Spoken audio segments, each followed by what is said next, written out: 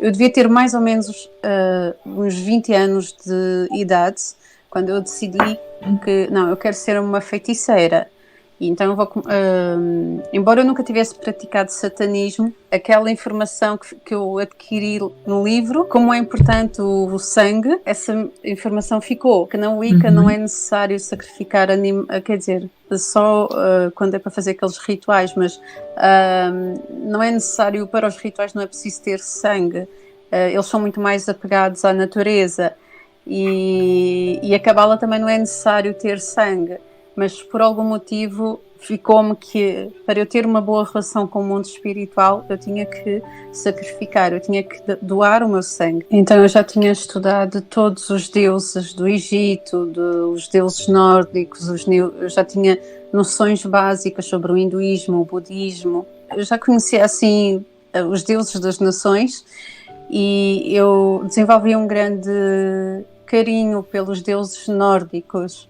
Até porque a família do meu pai, a mãe do meu pai, tinha essa ascendência nórdica. Parece que está tudo interligado, mas sim, a minha família é tudo loiro, de olhos azuis. Eu costumo dizer que eu já nasci ovelha negra. Depois de eu saber a quem eu queria ser feiticeira e os deuses que faziam sentido para mim, eu decidi que por onde é que eu começo?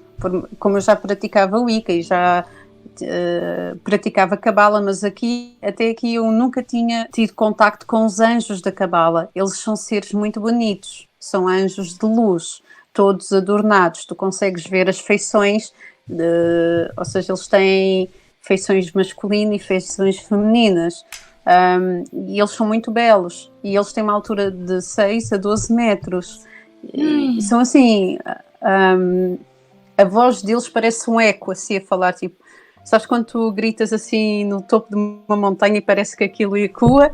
É assim a voz deles. Quando eles parece que gritam, estremece. Porque eu era um bocadinho teimosa e às vezes eu fazia coisas que eles não gostavam, mas a partir do momento que eu estou consagrada eu tenho que lhes obedecer. E às vezes eu não obedecia. Então eles chamavam Marta, mas assim com aquela voz. O primeiro ritual que eu fiz é uma aliança, Wicca. Ela tem, eu vou mostrar, isto é mesmo uma aliança. Okay, o símbolo so que está aqui no meio é da deusa Vênus. Aqui tem o deus Sol, aqui the Venus goddess, aqui deus Sol, deusa Lua, o Sol Moon. e a Lua, e os restantes são elementos do meu mapa são elementos do meu mapa astral. Então este símbolo é uma aliança e eu então estava-me a casar não com um feiticeiro, mas com a Wicca. Quando é um casamento Wicca, normalmente fazem-se estes símbolos na natureza e colocam-se os elementos, como tem o símbolo do Sol e da Lua, que é representado o Deus Sol e a deusa Lua, também se coloca os símbolos do nosso mapa astral. No caso eu pus o meu signo e o meu ascendente, mas se eu tivesse que casar com alguém, então na parte de cima estaria o signo do feiticeiro com quem eu estaria a casar. Eu casei-me com a Wicca. Na cabala também existe, não é um pentagrama, mas a estrela de 5 pontas. E então, depois de estarmos um ano a mudar o nosso estilo de vida, porque os anjos da cabala não se misturam com gente imunda, portanto a pessoa tem que ter um nível de... Eu quando digo imundo é no sentido a mente, os sentimentos, o caráter. Eles são muito seletivos, eles não escolhem qualquer um. Então a gente está ali um ano a estudar e os primeiros estudos que eu fiz, como eu não me converti ao judaísmo, e é possível praticar cabala sem ser judeu, mas não é possível ser judeu sem praticar cabala. Ou seja, a cabala é um pouco independente do judaísmo, mas o judaísmo não é independente da cabala. Inclusive a cabala é praticada pela maçonaria também. Tá? A forma como eles colocam as suas cadeiras quando se reúnem tem a ver com a posição da árvore da vida. Então, eu estou a falar da cabala porque eu aqui fiz só o ritual, aqui eu só fiz o ritual. Mas na Cabala, aqui, Aqui. na Cabala o que acontece? O primeiro dia, nós temos de estar um ano sem saber se vamos ser aceitos ou não, mas temos de estar a fazer um ano os rituais. Então temos que abrir 5 portais. O primeiro portal abre-se no dia do nosso aniversário. O segundo portal é 73 dias depois. Depois o outro portal mais 73. Ou seja, durante um ano, conta 73 dias, sempre no dia 73 abre-se um portal, faz a consagração aos anjos da Cabala. Ao fim do ano estão todas as portas abertas. E quando essas portas todas estão abertas, logo se vê se somos aceitos. No caso eu fui, e foi aí que eu ouvi pela primeira vez os anjos da Cabala, e por isso eu posso dizer que eles são muito belos. E há uma coisa que é, eles não são nossos servos. O ritual de consagração é um ritual de uma aliança. Posso dizer aqui, anjo tal, não é? Eu estou aqui para fazer uma aliança contigo, aceita-me como tua serva. Ou seja, praticamente durante esses rituais o que é que acontece?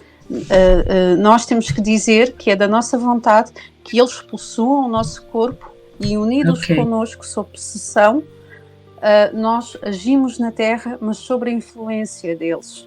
Ou seja, o corpo é nosso. É parecido com os médiuns da Ubanda e Candomblé, que eles são possuídos pelas entidades. Assim é com a Cabala. Há uma diferença, sim.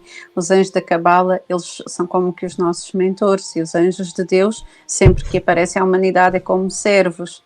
Eles vêm a servir o Criador, eles estão a serviço de Deus. Então existe essa diferença, não é? Porque o ser humano suplica para estar unido com os anjos da Cabala, mas os anjos de Deus têm um comportamento diferente. I looked up meters and feet a little while ago. So 6 meters is 19 and a half feet, almost 20 feet. Yes, and not just 6 meters, 6 and 12.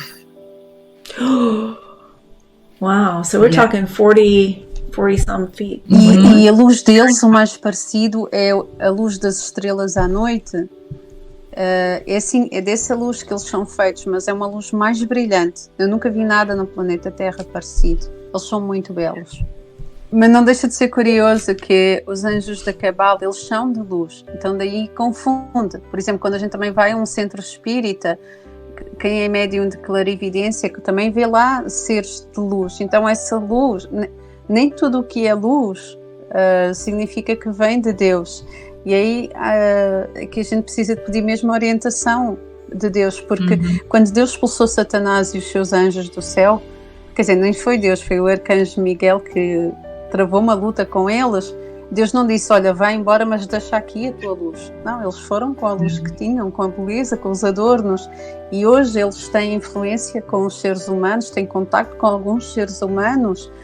E essa beleza deles, essa aparência deles, ninguém vai dizer que eles são seres do mal. Depois deste sacrifício, eu senti que era necessário. Como eu disse, eu aqui ainda não tinha contacto com os anjos da Cabala. Os anjos da Cabala foi mais tarde. Depois desta tatuagem, eu decidi fazer o meu primeiro sacrifício de sangue. E nesta altura, como eu disse, eu já era doadora de sangue. E eu sabia que em média o nosso corpo humano tem 5 litros de sangue, e quando ele perde meio litro, ele demora 3 meses para o recuperar. Enfim, é um procedimento natural do nosso corpo. E quando eu fiz o sacrifício de sangue, toda esta pele aqui foi arrancada. Tudo isto foi arrancado. Tudo isto ficou em sangue. Isto agora está cicatrizado, mas isto estava bem mais aberto e sangue a sair por toda a parte. Eu não tenho anestesia, porque quando a gente vai fazer um sacrifício, eles sentem prazer na nossa dor. Então aqui, quando o sangue continua a correr, a única certeza absoluta, eu não sabia estancar, e então a única certeza absoluta que eu tinha é que eu ia morrer, porque eu não ia para o hospital. O que é que eu ia chegar ao hospital e dizer, olha, eu mandei arrancar pele do meu para fazer um sacrifício a Deus? Eu não podia dizer isso, iam-me internar, não é? Então eu fui para casa, tomei muitos comprimidos para dormir, porque eu sabia que eu ia morrer, essa era a certeza absoluta, então eu queria morrer a dormir. Antes de adormecer, foi a primeira vez que me dirigi a Deus com toda a sinceridade do meu coração. Foi: perdoa-me, Deus, eu não sei o que eu fiz. Depois eu adormeci, mas como eu disse, eu estava cheia, eu tinha tomado muita medicação. Foi ali eu não vou dizer uma tentativa de suicídio, porque na minha cabeça eu ia morrer pelo sangue, não porque tomei uma quantidade de comprimidos. Então aqui eu vejo duas intervenções divinas muito fortes, não é? Eu não morri nem pelo sangue que perdi e que não fui reabastecer em lado nenhum, e também não morri pela quantidade de medicação que tomei. Mesmo com todo o sangue que eu perdi, eu não tive lesões cerebrais. Quando eu acordei, eu nessa altura já acreditava na eternidade da alma, não é? Então eu acordei e eu achei que eu tinha morrido, que era o meu perispírito que estava ali. Eu não associei logo que eu estava viva. E eu olhei para a minha cama e eu pensei que eu ia ver o meu corpo lá deitado e que eu era um espírito. Mas quando eu olhei para o meu corpo, para a cama, eu não vi o meu corpo. Então eu estava a tentar tocar-me, e quando eu me toquei, eu vi que onde hoje está uma cicatriz, aqui, toda esta parte que tem cicatriz, que estava em sangue aberto, assim, estava sangue, não é? Estava uma ferida aberta, em cima da ferida, onde estava a carne viva, estava uma goma branca. A textura parecia gelatina, mas essa goma era muito frágil. E eu sabia que era Deus, porque foi a única entidade a quem eu orei. Foi aquela vez. E também essa gelatina, ela tinha um papel fundamental, que era... ela atenuava a dor, porque, bom, eu posso falar com propriedade, quando a gente tem uma ferida assim aberta, a nossa carne, ela é muito sensível, até mesmo ao ar que passa, dói muito, são dores assim insuportáveis, e essa goma, ela era uma camada protetora, então eu só precisava lavar, e doía, claro, doía muito, mas ao mesmo tempo ela renovava-se assim automaticamente, e ela tinha essa função de me proteger, aliviar a minha dor. Eu sei, foi com muita verdade que eu fiz aquela pequena oração, mas depois veio a cicatriz, depois começou a ter crosta, depois eu voltei à minha vida normal e voltei ao paganismo, e eu esqueci Deus, eu esqueci assim... Não me lembrava de Deus, eu não lembrava aquilo que Ele fez por mim, e apesar de ser muito precioso o que Ele fez por mim, que foi preservar a minha vida ali, eu não tinha interesse em querer saber de Deus, eu não tinha interesse em procurar Deus.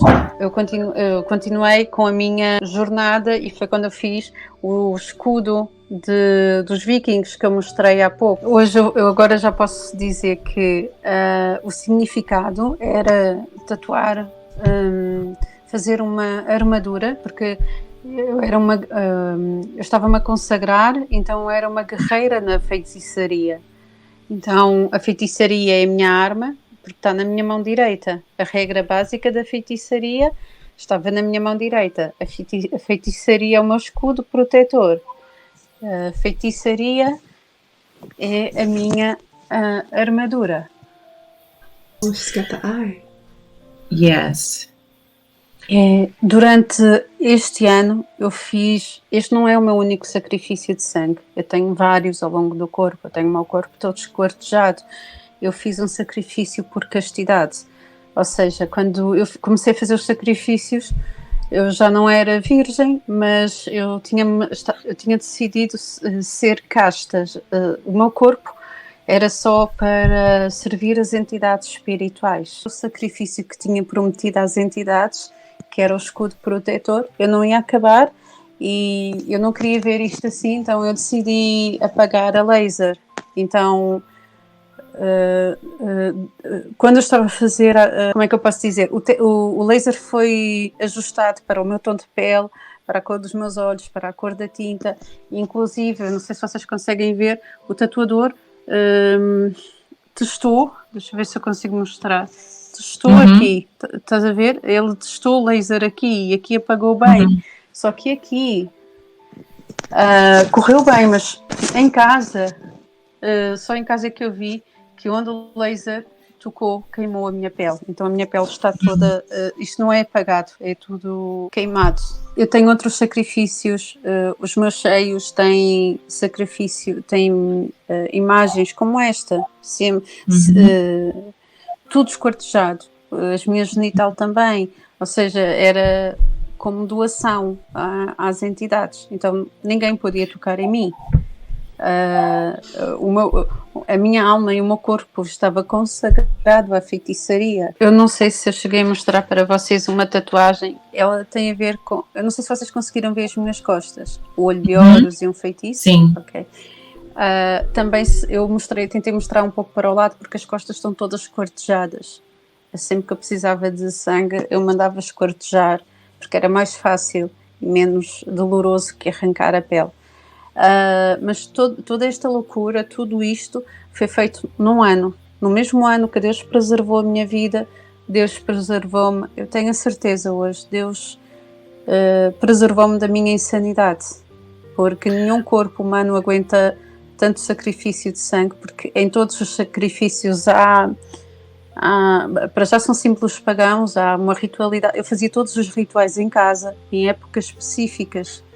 Quando era a altura de abrir um portal, eu fazia tudo específico e só depois é que eu ia à loja de tatuagens, onde eu agendava tudo com antecedência, claro, que era para não ter nenhum imprevisto. Eu não poderia tatuar, porque o sangue, eu precisava de ter aquele símbolo com aquele sangue, com o meu sangue, naquela altura. Não podia ser nem antes nem depois. Então tudo era organizado. Eu percebo aqui a mão de Deus a preservar-me da minha insanidade.